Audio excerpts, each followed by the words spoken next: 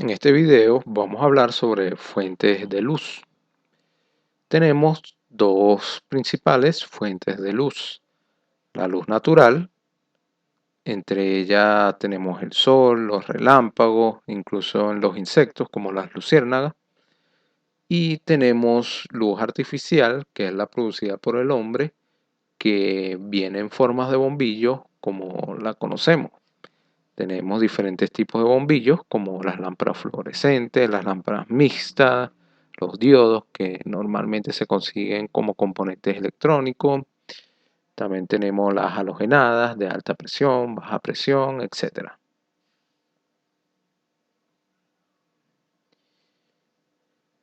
Esto es un esquema del proceso de los productores de luz. En este caso es un esquema de la empresa Osram, donde divide tres grandes grupos, como la luminescencia conocida como luz fría, la incandescente, que son las lámparas eléctricas de filamento, las halógenas, vacío, gas, criptón, y las luz por combustión, que están las antorchas, basadas en petróleo, aceite, etc.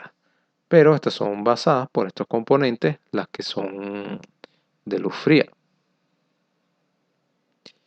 Tenemos una fuente de familia, tenemos una familia, perdón, de fuente de luz eléctrica. Tenemos una clasificación general de los bombillos. Entre ellos podemos dividirlos como los incandescentes y los de descarga. Los incandescentes tenemos los convencionales y los halógenos. Entre los de descargas tenemos los de alta presión y los de baja presión. Los de alta presión tenemos los de mercurio y los de sodio. De baja presión tenemos los de mercurio, los tubos fluorescentes y los bombillos de sodio. También tenemos los bombillos de luz mixta, que son una mezcla de los incandescentes y los bombillos de mercurio. Aquí tenemos una hoja de datos, o mejor dicho, un datasheet de un bombillo incandescente. Normalmente estos son los bombillos estos son las hojas que proveen las empresas constructoras. Aquí hay muchos datos de interés como el dimensionamiento del bombillo, que aquí lo vemos, la potencia disipada, el casquillo y entre lo más importante tenemos los lúmenes, la cantidad de lumen, que aquí lo resalté en rojo y este tipo de hoja lo conseguimos para todo tipo de bombillo, para saber los datos de interés cuando seleccionemos algún bombillo, cuando vayamos a iluminar interiores o exteriores. Dentro de la familia de bombillos, vamos a empezar hablando sobre el incandescente. Este bombillo en algún momento de nuestras vidas lo hemos visto. Antes se utilizaban mayormente en los hogares, pero fueron sustituidos por los bombillos fluorescentes. Aquí tenemos un esquema de construcción o cómo está constituido este bombillo. Se conecta directamente a la red de 120 voltios o 208 voltios. Tiene un soporte de montaje, una ampolla exterior mateada interiormente. Tiene un electrodo principal, tiene un filamento, tubo de cuarzo en un electrodo principal, resistencia de arranque y un casquillo. El funcionamiento de una bombilla incandescente se consigue al pasar una corriente eléctrica por un filamento en espiral montado en una ampolla de vidrio en la que se ha hecho el vacío, o mejor dicho, que contiene un gas inerte, hasta que el filamento se pone incandescente, mayormente unos 3000 grados centígrados. Se fabrica para funcionar a tensión de red en una gran variedad de tamaños y tensiones. No necesitan reactancia y arrancan instantáneamente. Tienen una vida media de 1000 horas aproximadas y un rendimiento de 11 lúmenes por vatio consumido aproximadamente. Esto significa que cuando nos comprábamos una bobilla de 100 vatios, esta solo usaba 20 vatios para dar luz. El resto lo desperdicia en forma de calor. Por eso es que en eficiencia o rendimiento estos bombillos prácticamente son un desastre. Lámparas halógenas o bombillos halógenos. Estas lámparas hay que diferenciar claramente entre las directas a la red que funcionan sin transformador y las que funcionan en bajo voltaje y necesitan un transformador para funcionar. Las de 12 voltios tienen más rendimiento, producen más luz, algunas hasta el 40% más. El funcionamiento de las lámparas halógenas es similar al de las bombillas convencionales incandescentes, pero al añadirle un gas, el halógeno que tiene la función de regenerar el filamento de la lámpara y aumentando así su duración y eficiencia, las hace más limpias y ecológicas. El funcionamiento de las halógenas es similar al de las incandescentes, pero al añadir el gas halógeno se genera el filamento. En algunos modelos se añade además gas xenón que tiene la particularidad de brillar con el paso de la corriente eléctrica. Aquí en la primera imagen del filamento y por el uso se desprende un átomo de wolframio. La segunda imagen, este es captado por un átomo del gas halógeno. La tercera imagen lo vuelve a depositar en el filamento alargando así su vida útil y finalmente el ciclo se vuelve a repetir. Lámparas de descarga. Las lámparas de descarga de alta y baja presión tienen ventaja de rendimiento sobre las lámparas incandescentes, ya que funcionan a menor temperatura durante más tiempo. No obstante, yo solo las recomiendo con un método de sustitución a plazo fijo, ya que algunas cambian su rendimiento a lo largo de su vida. Asimismo, algunas de estas lámparas solo funcionan en posiciones de encendido fija. Las lámparas de descarga de alta intensidad usan mercurio o sodio como vapor de descarga. Ambos tipos necesitan equipos, pero las de sodio tienen más rendimiento y emiten una luz blanca anaranjada, mientras que la luz de las de mercurio es azulada. Las lámparas de sodio de baja presión se utilizan tradicionalmente en la iluminación de vías públicas, aunque ofrecen un elevado rendimiento. Apenas tienen la fidelidad cromática, son monocromáticas. Las lámparas de sodio de alta presión tienen una vida prolongada y la luz cálida que emiten es particularmente adecuada para los espacios interiores sin luz diurna, como pabellones deportivos. Las lámparas de mercurio de alta presión crean un efecto de luz natural fría. Son adecuadas para grandes zonas industriales como las naves y almacenes. La tonalidad azul de la luz las hace inapropiadas para zonas donde la fidelidad cromática es importante. Las lámparas de halogenuros metálicos ofrecen mayor rendimiento y tienen buena fidelidad cromática. Se utilizan con frecuencia como alternativa a la luz natural. Estas lámparas necesitan un tiempo de calentamiento y reencendido. Aquí tenemos algunas imágenes. Aquí tenemos las de vapor de mercurio, las de halogenuro metálico y las de vapor de sodio.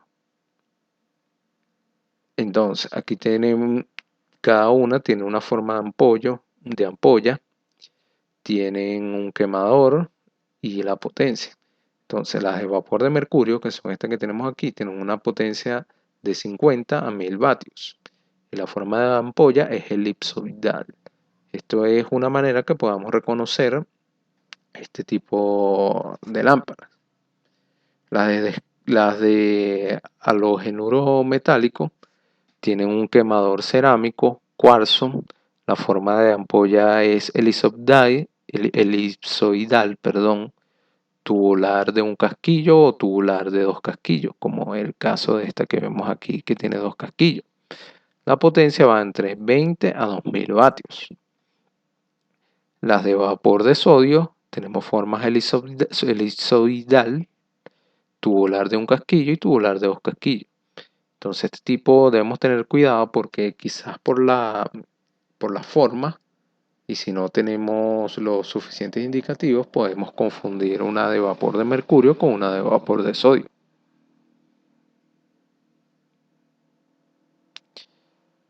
El funcionamiento de las lámparas de descarga.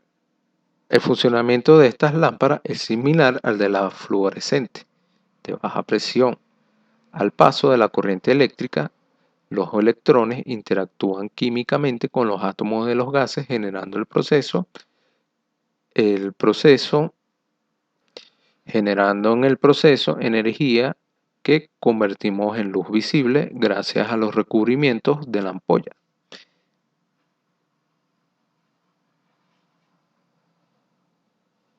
Aquí tenemos la conexión de una lámpara de mercurio de alta presión. Nótese que estas lámparas no se pueden conectar directamente a la red. En este caso, este tipo de lámparas requieren de un balastro y un capacitor. El balastro es un dispositivo que se usa para regular la corriente eléctrica de un tubo normalmente fluorescente. La función de un balastro es estabilizar y limitar la intensidad de corriente en la lámpara. Y este capacitor se agrega para mejorar el factor de potencia. Las lámparas de sodio de alta presión requieren, aparte de un balastro, requieren un arrancador o como se llama, ignitor, o como normalmente es conocido, es como un ignitor. También vale la pena mencionar que su encendido requiere de 4 o 5 minutos. El tiempo de vida es muy largo, aproximadamente unas 24.000 horas, y su rendimiento es muy alto, como lo dijimos anteriormente. Entonces aquí tenemos el balastro y tenemos el ignitor. Aquí tenemos varios tipos de ignitores. Tenemos diferentes configuraciones. Y lo que cabe destacar en estos gráficos es que ellos producen un pico de tensión a la red cada vez que encendemos este tipo de lámpara. Estos picos pueden llegar hasta los 2.5K. Esto es una clara perturbación a la red eléctrica donde están conectadas la lámpara. Entonces no se recomienda encender o apagar frecuentemente en un corto periodo este tipo de lámparas. Aquí tenemos una curva característica de las lámparas de sodio de alta presión, donde se ve la línea del voltaje de extinción de la lámpara, donde ya un cierto voltaje ya se apaga, un punto de operación de la lámpara que es de 150 vatios, una línea de la lámpara en condiciones nominales, y con esta curva característica podemos obtener muchos datos de interés para los diferentes usos que le vayamos a dar a esta lámpara de sodio de alta presión. Aquí tenemos cómo está compuesta una lámpara de sodio de baja presión. Nótese que estas no requieren de un ignitor, simplemente de un balastro y un autotransformador. Las lámparas de aditivo metálico, aquí tenemos su composición, tenemos el conector molibdeno, tenemos el electrodo de arranque, Tenemos el tubo de arco de cuarzo, electrodo tensusteno toroidal, la resistencia de larga vida, soporte del montaje del cuello y entre otros componentes de esta lámpara. Las lámparas de halogenoros metálicos se conforman de esta manera, requieren de ignitor, condensador y de un balastro. Ahora vamos a hablar sobre las lámparas fluorescentes o las más comunes de conseguir. Al aplicar corriente, los gases contenidos en la ampolla del cebador se ionizan, aumentando su temperatura lo suficiente para que la lámina bimetálica se deforme, haga contacto y cierre el circuito. Esto hará que los filamentos de los extremos del tubo se calienten al rojo vivo y comience la ionización de los gases en la proximidad de los filamentos. Al cerrarse el contacto del cebador, se apaga y sus gases vuelven a enfriarse, por lo que un par de segundos después el contacto se abre nuevamente. Esta apertura trae como consecuencia que el campo magnético creado en la reactancia inductiva desaparezca bruscamente, lo que,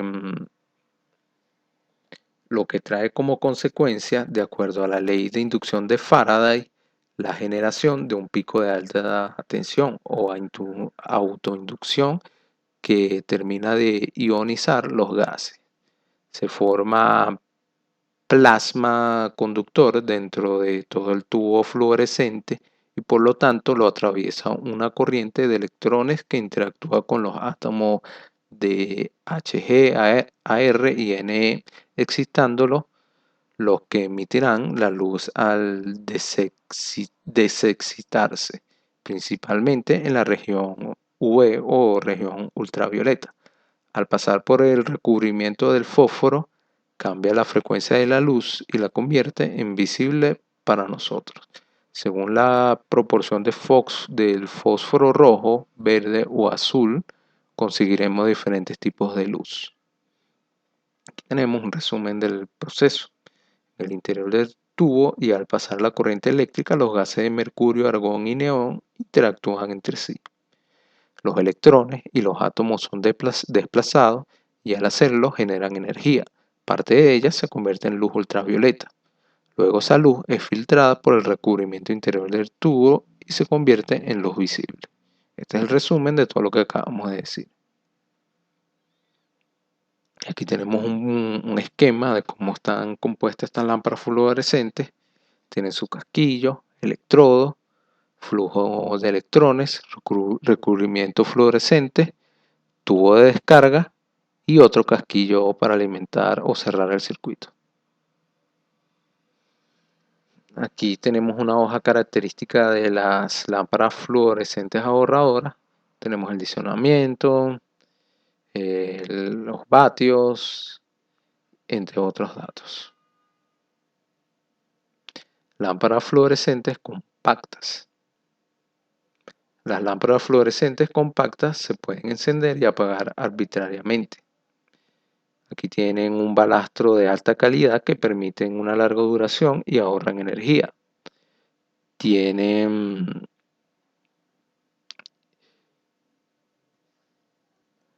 esta pieza. También componentes fluorescentes de alta calidad para colores óptimos. Es importante destacar que una lámpara fluorescente equivalan a todas estas que vemos aquí, o mejor dicho, a 15 incandescentes. Esta, mientras consume, es de 75 vatios la incandescente, una fluorescente simplemente es de 14 vatios. Las lámparas fluorescentes compactas ofrecen en principio el mismo rendimiento y duración que las fluorescentes convencionales, pero con reactancias integrales y con un tamaño reducido. Son lámparas extremadamente versátiles para las que existe una amplia gama de aparatos de iluminación.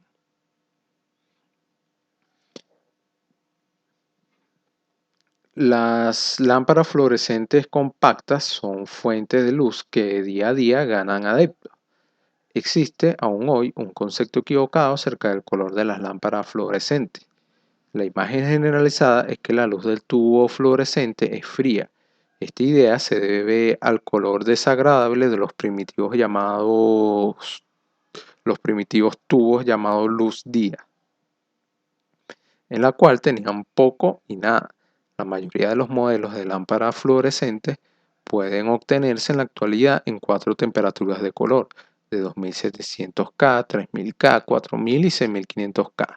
Una lámpara fluorescente compacta de 2700K puede reemplazar perfectamente a una incandescente en el color de la luz. Lámparas fluorescentes compactas. Las lámparas fluorescentes compactas se presentan en una enorme gama de potencia que van desde los 5 hasta los 55 y, como ya se dijo, en varias temperaturas de color. Hay dos familias de lámparas fluorescentes compactas: aquellas que requieren equipo auxiliar externo y aquellas que lo incorporan en la misma unidad, como lo vimos hace unas imágenes anteriores. Las LFC modulares ilustradas en la lámina anterior corresponden a la primera familia, y las LFC integrales con equipo auxiliar incorporado tienen rosca o bayoneta según el país para reemplazar fácilmente las lámparas incandescentes. En Latinoamérica se denominan como lámparas de bajo consumo. Lámparas fluorescentes compactas. Las LFC integrales de hasta 23 vatios se consiguen en tamaño similar de una lámpara incandescente común, facilitando la sustitución. Además de reemplazar a las incandescentes, en cuanto a su color, ofrecen una vida útil hasta 10 veces mayor, como ya lo vimos. Aquellas que cumplen con la norma ELI tienen una vida nominal mínima de 6000 horas, 6 veces que una incandescente común. Para más detalles sobre las normas ELI, recomiendo buscar estas normas. Estas normas son de estándar internacional. Muchas veces estas normas las conseguimos de otros países, pero la aplicación es la misma, ya que estos fabricantes son internacionales y la utilización de una de estas lámparas en un país como Venezuela es el mismo consumo que en un país como Argentina, Chile, Estados Unidos o en Europa. Las LFC de mayor potencia son modulares y tienen forma de U o circulares. Para el arquitecto este ha sido un aporte invalorable, ya que este ha debido luchar durante casi 5 décadas con la obligada direccionalidad de los tubos fluorescentes convencionales. Las líneas definían en los espacios por su longitud. Las compactas han permitido diseñar luminarias cuadradas y circulares, terminando así con esa pesadilla como se ven en la siguiente lámina. Entonces, tenemos que los tubos fluorescentes convencionales lineales definían los espacios por longitud, y ahora con estas circulares ya se pueden apreciar o se pueden hoy en día construir edificaciones diferentes que hace unos cuantos años atrás. Las lámparas LED. La palabra LED es la abreviatura de su nombre en inglés, diodo electroluminiscente. En realidad es un dispositivo electrónico conocido desde hace muchos años, cuyas luminiscencias, debido al escaso flujo luminoso que emitían, lo hacía útil para su empleo en la señalización o balizamiento. Pero en el 2014, Isamu Akasaki y Hiroshi Amano de la Universidad de Nagoya de Japón y el señor Tsushi Nakamura de la Universidad de California, Santa Bárbara de Estados Unidos, ganaron el Premio Nobel de la Física por crear luz dentro de un semiconductor. Básicamente significa que a partir de un dispositivo conocido se han desarrollado recientemente un producto con una tecnología increíble, casi mágica, basada en tecnología LED, pero de un elevado flujo luminoso que podemos utilizar en iluminación con un rendimiento por vatio consumido que a veces supera los 140 lúmenes por vatio.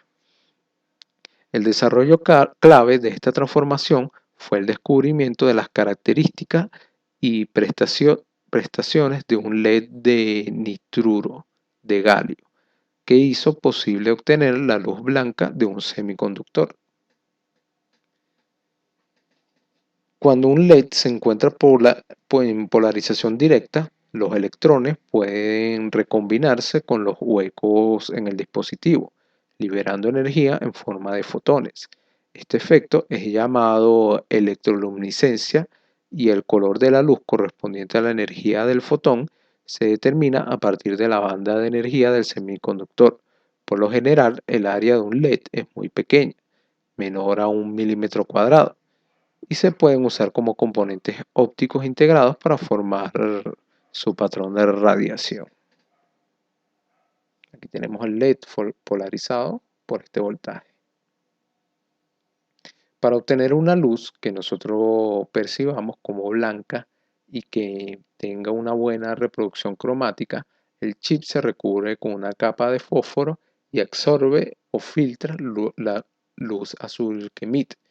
Cuando la comparación de la capa de fósforo tiene más espesor y más componentes rojos, la luz percibida es más cálida y más parecida a las lámparas incandescentes o halógenas, sobre 3000 grados Kelvin. Pero el contrario, cuando el recubrimiento es de menor espesor o con componentes azulados, percibimos la luz con una sensación más fría similar a la fluorescente, sobre los 6000 grados Kelvin. Entonces, para diferentes temperaturas o grados Kelvin, tenemos estas tonalidades. Aquí tenemos algunos ejemplos de diodos LED o lámparas LED. Hoy en día podemos ver este tipo de lámparas instaladas en establecimientos comerciales. Ya que hablamos de temperatura de color, podemos ver esta tabla comparativa donde se ven en grados Kelvin las diferentes lámparas que hemos mencionado.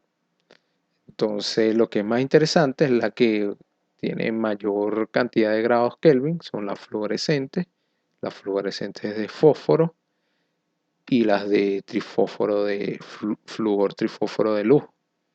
Y vemos que las de sodio de alta presión y sodio de baja presión, a pesar de ser unas lámparas más complejas, son las que tienen menor grados Kelvin o menor temperatura de color.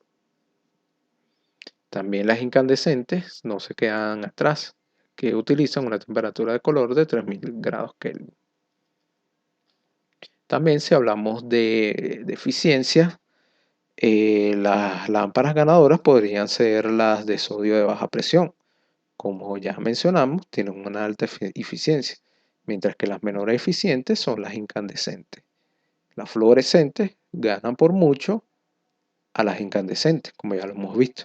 Entonces nuestras de referencia podrían ser las incandescentes como con menor eficiencia, las fluorescentes con una eficiencia media en comparación con las de sodio de baja presión que presentan una alta eficiencia. También visto con este gráfico, podemos ver, ya que aquí no mencionamos, en el gráfico anterior no mencionamos las LEDs, vemos que las LED le ganan a las fluorescentes y las que ganan en términos de eficiencia serían las de sodio de baja presión. También es interesante ver cómo caen las curvas, algunas más pronunciadas, algunas más inclinadas, otras menos pronunciadas, cómo se pierde el flujo por el envejecimiento.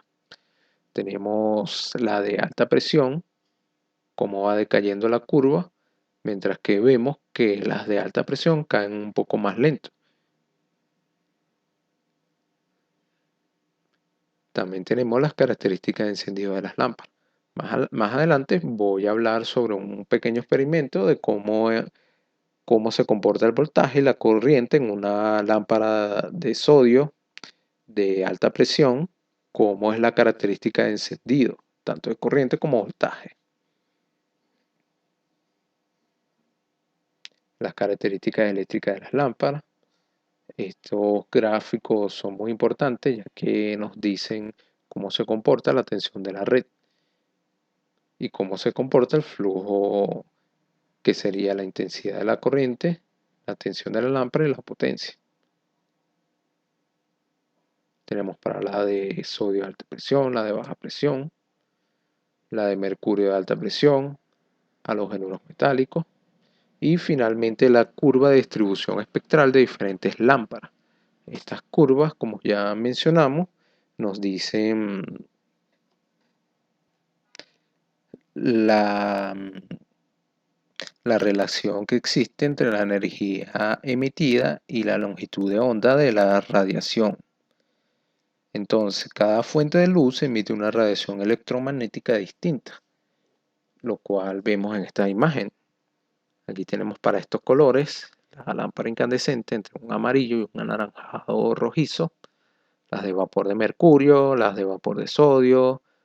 Tenemos también las lámparas de halógeno metálico, que estas son las que tienen un mayor amplio espectro, lo que vemos estas diferentes longitudes de onda, y la fluorescente luz día.